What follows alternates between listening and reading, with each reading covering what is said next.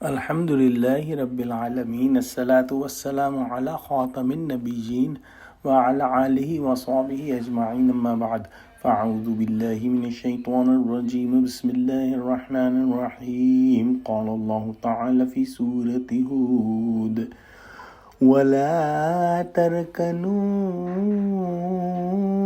إِلَى الَّذِينَ ظَلَمُوا فَتَمَسَّكُمُ النَّارُ وَمَا لَكُم مِّن دُونِ اللَّهِ مِنْ أَوْلِيَاءَ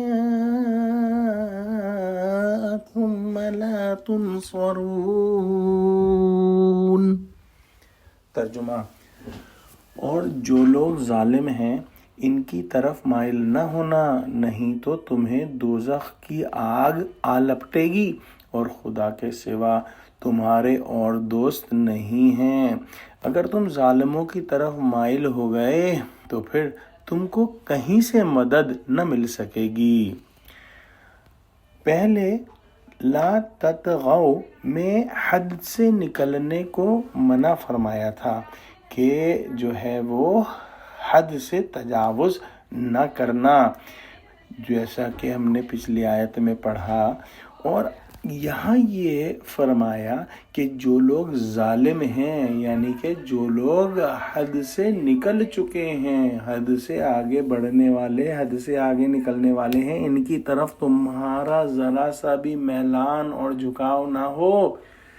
ان کی موالات، مصاحبت، تعظیم و تکریم، مدح اور ثنا، ظاہری تشبہ، اشتراک عمل، ہر بات سے حسب مقدور معترض اور دور رہو۔ لہٰذا خود بھی حد سے آگے نہ نکلو، اور جو لوگ حد سے آگے نکلنے والے ہیں ان سے مطلقاً دور رہو، اور ان کے ساتھ کسی طرح کی جو ہے وہ دوستی اور رشتہ داری اور قرابت اور جو ہے وہ محبت وغیرہ کا رشتہ قائم نہ رکھو۔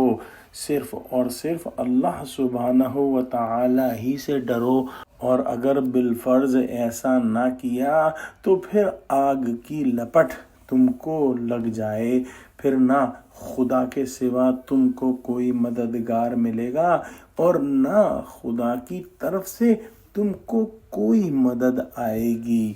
دعا کرتے ہیں کہ اللہ سبحانہ و تعالی ہم کو قرآن کا فہم عطا فرما، ہم کو سچوں سے جوڑے اور ہم کو صراط مستقیم پر قائم فرما دے، آمین۔ وآخر دعوانا الحمد للہ رب العالمین۔ السلام علیکم ورحمۃ اللہ وبرکاتہ۔